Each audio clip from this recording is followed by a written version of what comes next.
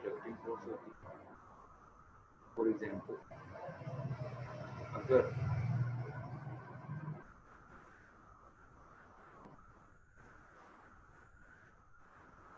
कील आपके पास है और एक हथौड़ी आपके पास है, जब तक हथौड़ी कील पर नहीं लगेगी तब तक कील ठोकना पॉसिबल नहीं है।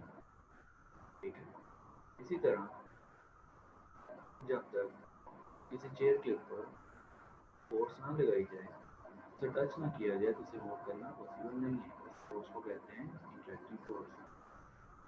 ऑन द अदर साइड, कुछ फोर्सेस ऐसी होती हैं जो कि इंटरेक्टिंग नहीं होती, हम कहते हैं नॉन इंटरेक्टिंग फोर्सेस। में हमारे पास है ग्रेविटेशन फोर्स और इलेक्ट्रोस्टैटिक यानी cooling force. Newton's gravitation law से हमारे पास है F=G m1 m2/r²। इसी तरह कूलम्स लॉ से हमारे पास ये फॉर्मूला है। अब ये दोनों फॉर्मूले हमें क्या देते हैं, ये देते हैं हमें मैग्नीट्यूड ऑफ द फोर्स और डायरेक्शन ऑफ द फोर्स। ये हमें बताते हैं कि जो फोर्स है उसकी मैग्नीट्यूड कितनी है और उस फोर्स की डायरेक्शन क्या है। ठीक है, समझ आ गई बात। अब यहाँ पे साइंटिस्ट के जहन में या बच्चों के जहन में दो क्वेश्चन आते हैं। पहला क्वेश्चन ये है, what are the origin of this forces. ये जो फोर्सेस लग रही हैं इसका ओरिजिन क्या है, कहाँ से पैदा होती है। तो इसके दो तीन तरह के आंसर लग सकते हैं। पहला आंसर इसका ये है जो आपकी बुक्स की लाइन है, अननोन। इसका आंसर क्या है, अननोन। इसका रीजन क्या है, कहाँ से ये फोर्स पैदा होती है। मतलब ग्रेविटी जो है हमें सबको पता है, कोई भी चीज़ ऊपर की तरफ फेंकी जाए तो वो नीचे की तरफ ही आती है। ठीक है, हर ज़मीन हर चीज़ को अपने सेंटर की तरफ खींचती है। इसी तरह चार्जेज एक दूसरे के ऊपर फोर्स अप्लाई करते हैं। ठीक है, समझ आ गई बात।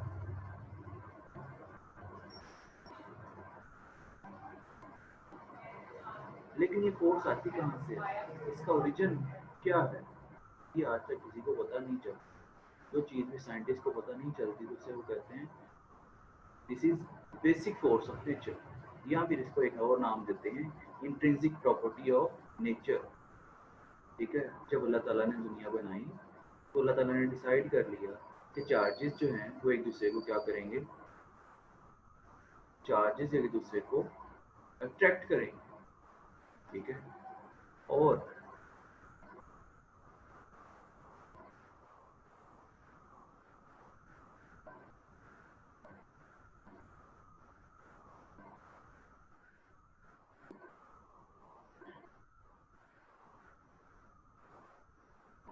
अच्छा बच्चों, हम बात कर रहे थे पहले क्वेश्चन के आंसर की, इसका रीजन क्या है, कहाँ से पैदा होती है। ठीक है, तो हमारे पास जो भी ज़मीन है ये आपके पास लेफ्ट से ये अर्थ। ठीक है, तो इसके अराउंड कोई भी चीज़ होगी तो ज़मीन क्या करेगी, उसको कोई चार्ज बॉडी है, कोई और बॉडी है, उसको अपने सेंटर की तरफ खींच लेगी। ठीक है, अब ये ग्रेविटी की जो फोर्स आती है, ग्रेविटी की जो फोर्स आती है पैदा होती है, बनती है, ये कहाँ से बनती है, कौन बनाता है, इसका आंसर अभी तक अननोन है। कोई भी साइंटिस्ट इसका आंसर नहीं दे सकता। अब दूसरे क्वेश्चन पे आते हैं। दूसरा क्वेश्चन ये है कि ये फोर्स एक जगह से दूसरी जगह पे ट्रांसमिट कैसे होती है।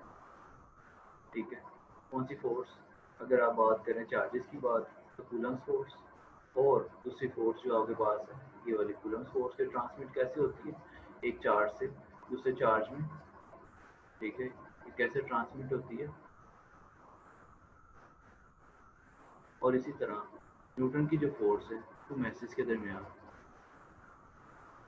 ठीक है, ये कैसे एक जगह से दूसरी जगह ट्रांसमिट होती है। इसका आंसर एक साइंटिस्ट था जिसका नाम था अंकल फेराडे। ओ सॉरी, अंकल फेराडे नहीं, माइकल फेराडे। ठीक है, तो ये जो अंकल फेराडे हमारे पास थे, इन्होंने बताया कि ये फोर्स एक जगह से दूसरी जगह पे कैसे ट्रांसमिट होती है। समझ आई बात। तो माइकल फेराडे ने बताया इलेक्ट्रिक फील्ड, उसने कॉन्सेप्ट दिया इलेक्ट्रिक फील्ड का। क्या दिया कॉन्सेप्ट, इलेक्ट्रिक फील्ड का। उसने कहा इलेक्ट्रिक फील्ड क्या चीज़ होती है, हर एक चार्ज जैसे कि मैग्नेट आपके पास होता है उसके अराउंड बाउंड्री होती है जहाँ तक उसका असर फील किया जा सकता है, उसे हम कहते हैं मैग्नेटिक फील्ड। इसी तरह सिमिलरली उसने कहा एक चार्ज के राउंड भी एक फील्ड होती है जिसे हम क्या कहते हैं, इलेक्ट्रिक फील्ड कहते हैं। ठीक है, द स्पेस और region around the charge in which it exerts electric force. Electric force का दूसरा नाम क्या है, इलेक्ट्रोस्टैटिक फोर्स, ये भी याद रखना है। इसे कूलम्ब फोर्स भी कहते हैं। तीन तरह के नाम है इसके, electric force, electrostatic force, coulomb force. On another charge is called electric field. ठीक है, चार्ज के राउंड वो एरिया जहाँ पे, चार्ज के राउंड वो एरिया जहाँ पे क्या होता है, लेट्स से ये चार्ज है आपके पास। ठीक है, थोड़ा सा बड़ा कर लेते हैं।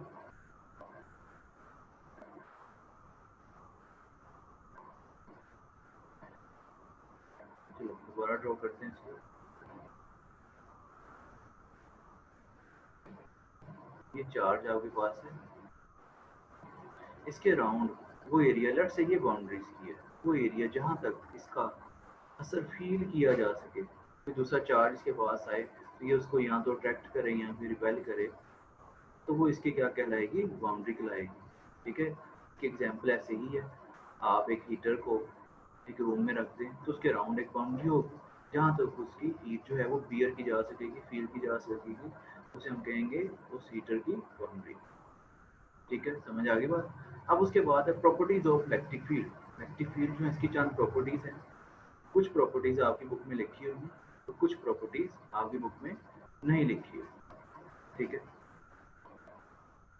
तो जो प्रॉपर्टीज आपकी बुक में लिखी हुई हैं वो भी पढ़ते हैं, जो नहीं लिखी है वो भी पढ़ते हैं। Electric field is an intrinsic property. ठीक है, ये एक इंट्रिंसिक प्रॉपर्टी है, इसके अंदर खुद से ही मौजूद है, पहले से ही है, या आप इसे कह सकते हैं कुदरती प्रॉपर्टी है। ठीक है, दूसरा, only light fields can interact with each other. एक तरह की फील्ड ही एक दूसरे के साथ इंटरेक्ट कर सकती हैं। इलेक्ट्रिक फील्ड के ऊपर फोर्स लगाएगी, सब्ट्रैक्ट करेगी, रिपेल करेगी। मैग्नेटिक फील्ड के साथ ही इंटरेक्ट करेगी, उसके साथ बातचीत करेगी, उसे या तो अपनी तरफ खींचेगी या फिर रिपेल करेगी। समझ आ गई बात। ये नहीं हो सकता मैग्नेट जो है, एक मैग्नेट आपके पास होती है, आपके पास एक मैग्नेट है। ठीक है, और उसके पास ये आपके पास एक मैग्नेट है। ठीक है, जैसे कि ये बना हुआ है, ये मैग्नेट है, ये एक चार्ज है, इसको आप इसके पास लेके आए, ये इस तरह से इसकी फील्ड बनेगी।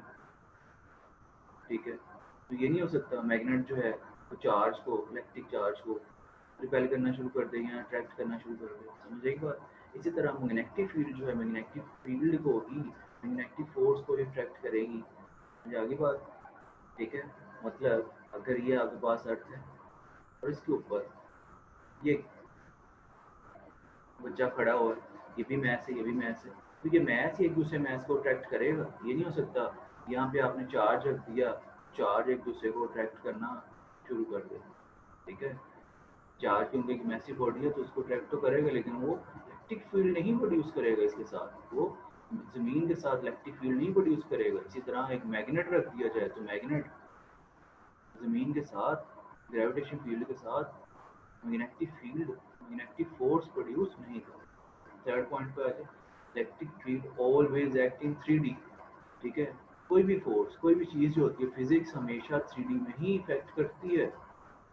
ठीक है, इलेक्ट्रिक फील्ड जो होती है ये हमेशा 3D में इफेक्ट करती है। फॉर एग्जांपल, जब भी मैं सर्कल ड्रॉ करूँगा, ठीक है, जब भी मैं क्या करूँगा, सर्कल ड्रॉ करूँगा, तो इसका मतलब हमेशा क्या हुआ करेगा, इसका मतलब हुआ करेगा कि मैंने क्या ड्रॉ किया है, मैंने एक स्फीयर ड्रॉ किया।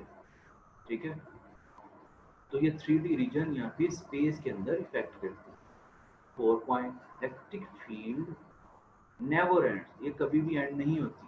अब बच्चे कहते हैं सर फिर आपने ये जो इलेक्ट्रिक फील्ड बनाई है, ठीक है, ये लिमिटेड क्यों बनाई है, तो इसका आंसर बेटा ये है क्योंकि हमारे पास लिमिटिंग फील्ड होती है, लिमिटिंग पेज होता है, लिमिटिंग वाइट बोर्ड होता है, तो उसके ऊपर लिमिटिंग ही बनाया जा सकता है। ये नहीं होता इसका ला में 2 आसमान तक ले जाएं, तो पॉसिबल नहीं है। तो हम उसको शो करने के लिए एक लिमिटिंग स्पेस को भी यूज़ करते हैं। Point number 5, electric field is always present, ये हमेशा मौजूद होती है, whether other charge is present और नॉट। ठीक है, अगर दूसरा चार्ज हो या ना हो, ये क्या होगी, ये तो प्रेजेंट ही होगी। फॉर एग्जांपल, एक हीटर को आपने एम्प्टी रूम के अंदर रखा हुआ, रनिंग हीटर को, तो क्या हीटर हीटिंग प्रोड्यूस करना छोड़ देगा अगर आप लोग उस रूम में नहीं बैठे हुए? उसका काम तो हीटिंग प्रोड्यूस करना है, वो प्रोड्यूस करते ही रहेगा। ठीक है, इसी तरह प्राइम मिनिस्टर इमरान खान वजीर आजम पाकिस्तान का, आप लोग माने या ना माने, आप लोगों के ना मानने से क्या होगा, प्राइम मिनिस्टर नहीं रहेगा, वो रहेगा। इसी तरह लाइट बल्ब अगर एक रूम के अंदर ऑन कर दिया जाए तो क्या वो लाइट प्रोड्यूस करेगा या नहीं करेगा अगर आप उस रूम में मौजूद नहीं है? समझ आ गई बात? आप उस रूम में मौजूद हो या ना हो, उसने तो लाइट प्रोड्यूस करनी ही है। ठीक है, लेकिन to detect electric field a test charge is must, लेकिन इस फील्ड को पता है आपको? ठीक है, ये शॉर्ट क्वेश्चन।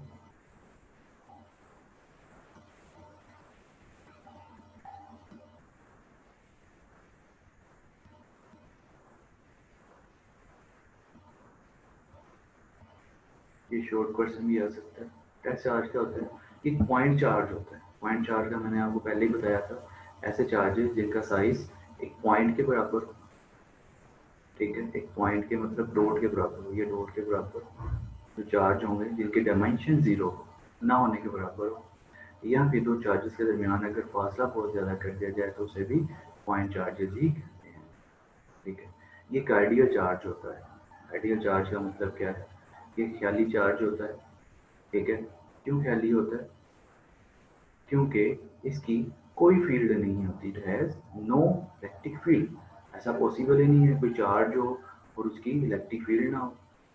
फॉर एग्जांपल, आपके पास कोई लाइट बल्ब हो, आप कहें एक बहुत ही छोटा लाइट बल्ब है लेकिन उसकी रोशनी नहीं है, ऐसा पॉसिबल नहीं है। थर्ड पॉइंट इसका है, it does not disturb the field under observation. कोई भी आपके पास फील्ड है तो ये उसकी फील्ड, कोई भी आपके पास चार्ज है तो ये उसकी इलेक्ट्रिक फील्ड को क्या करता है, लेट्स से ये आपके पास इलेक्ट्रिक फील्ड है, ये उसको डिस्टर्ब नहीं करता, ऐसा भी पॉसिबल नहीं है। ठीक है, ऐसा भी पॉसिबल नहीं है। लेट्स से ये आपने टेस्ट चार्ज प्लेस किया यहाँ पे। ठीक है, ये इसकी इलेक्ट्रिक फील्ड है, तो जब भी ये इसकी इलेक्ट्रिक फील्ड में आएगा तो जाहिर सी बात है ये इसको यहाँ तो अट्रैक्ट करेगा या फिर इसको रिपेल करेगा। ठीक है, तो हम फर्ज कर लेते हैं कि ये ना इसको अट्रैक्ट करता है ना ये इसको रिपेल करता है। ठीक है,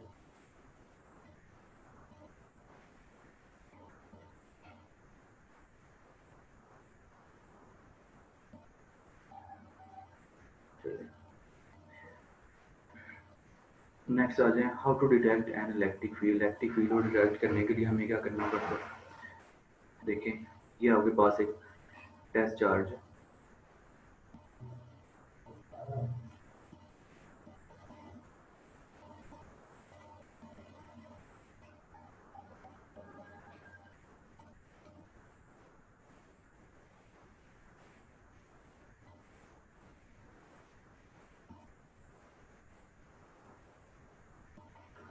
ठीक है, ये आपके पास टेस्ट चार्ज है और हम क्या करते हैं, इसकी फील्ड के अंदर एक दूसरे चार्ज को लेके आते हैं, फिर देखते हैं कि इसके ऊपर कितनी फोर्स लगाता है। तो इसकी फील्ड को डिटेक्ट करने के लिए हमारे पास दो स्टेप्स हैं। The charge Q produces a field. ठीक है, चार्ज क्यू जो है वो क्या करेगा, एक फील्ड प्रोड्यूस करेगा। ठीक है, और दूसरे स्टेप में क्या करेगा, the field of Q interact with the test charge Q to produce a force F nought. तो क्यू क्या करेगा, एक फोर्स प्रोड्यूस करेगा जो कि एफ नोट क्यू नोट के ऊपर लगेगी।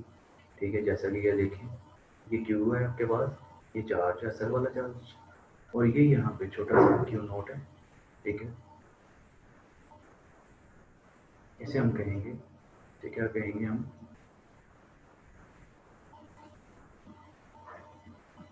Test charge. ठीक है, सबसे पहले ये क्या करेगा, पहले स्टेप में मैंने कहा the charge Q produces a field, ये फील्ड प्रोड्यूस करेगा। दूसरे में क्या करेगा, ये इसके साथ बातचीत करेगा, इंटरेक्ट करेगा, पूछेगा हाँ भाई पॉजिटिव है या नेगेटिव है। पॉजिटिव होगा तो उसको रिपेल करेगा, नेगेटिव है तो उसको क्या करेगा, इंटरेक्ट करेगा। ठीक है। अब नेक्स्ट क्वेश्चन बेटा, ये यहाँ तक हमारा था शॉर्ट क्वेश्चन, ये सारे हमारे यहाँ तक शॉर्ट क्वेश्चन। ठीक है। अब हमारे पास आ जाते हैं लॉन्ग क्वेश्चन। लॉन्ग क्वेश्चन की बारी आती है। पहला क्वेश्चन इस चैप्टर का, चैप्टर नंबर 12 का, वो है drive the relation of electric field intensity, या फिर इसको कहते हैं electric field strength at any point. इसका प्रूफ देखें जरा। सबसे पहले है definition, the force per unit positive test charge is called electric field strength. ठीक है, ये इसका फॉर्मूला आ गया। यूनिट पॉजिटिव, एक टेस्ट चार्ज के ऊपर जितनी फोर्स अप्लाई होती है उसे आप क्या कहते हैं, इलेक्ट्रिक फील्ड स्ट्रेंथ कहते हैं। ठीक है। अगर ये वाला चार्ज यूनिट पॉजिटिव, एक चार्ज के ऊपर जितनी फोर्स लगाएगा कोई दूसरा चार्ज, तो उसे हम कहेंगे इलेक्ट्रिक फील्ड स्ट्रेंथ। यहाँ से इसका यूनिट भी निकालते हैं। फोर्स का यूनिट क्या होता है, न्यूटन, और चार्ज का यूनिट क्या होता है, ऐसा यूनिट क्या होता है, कूलम। तो यूनिट बन गया न्यूटन पर कूलम। क्योंकि फोर्स, इलेक्ट्रिक फोर्स, ये कूलम फोर्स जो है एक वेक्टर क्वांटिटी है, तो इलेक्ट्रिक फील्ड इंटेंसिटी भी क्या आएगी, जब इसको फोर्स को डिवाइड करेंगे स्केलर से, तो ये भी आपके पास एक वेक्टर क्वांटिटी आएगी। अब इसकी डायरेक्शन कैसे बनेगी, तो जो डायरेक्शन फोर्स की होगी वही डायरेक्शन ई की होगी, electric field intensity. Electric field intensity along यहाँ पे पैरेलल होती है एफ के। ठीक है, ये ऊपर देखें जरा, यहाँ पे जिस तरफ फोर्स लगेगी उसी तरफ ई लगेगी। ठीक है, समझ आ गई बात। अच्छा, उसके बाद देखें last point, in case of vacuum, अगर इन दोनों चार्जेस के दरमियान वैक्यूम हो, यहाँ पे कुछ भी नहीं है, वैक्यूम है। ठीक है, जैसे कि ये है, यहाँ पे वैक्यूम है। ठीक है, तो हमने पढ़ा था कूलम्स लॉ। कूलम्स लॉ में जब भी वैक्यूम होता है दो चार्जेस के दरमियान, तो कूलम्स फोर्स का फॉर्मूला क्या था, वेक्टर फॉर्म में 1/4πε0 Q1 Q2 over R square into R unit vector. इसको हमने R1 कह दिया। ठीक है, और इसको हमने क्या कह दिया, R2। R1 की जगह पे Q आ गया, R2 की जगह पे Q नोट। अब ये इक्वेशन 2 है, इक्वेशन 2 को इक्वेशन 1 में पुट करेंगे, यहाँ पे F की वैल्यू आ जाएगी, ओवर Q नोट रहेगा। तो ये हमारे पास वैल्यू आ गई, ये फॉर्मूला बना।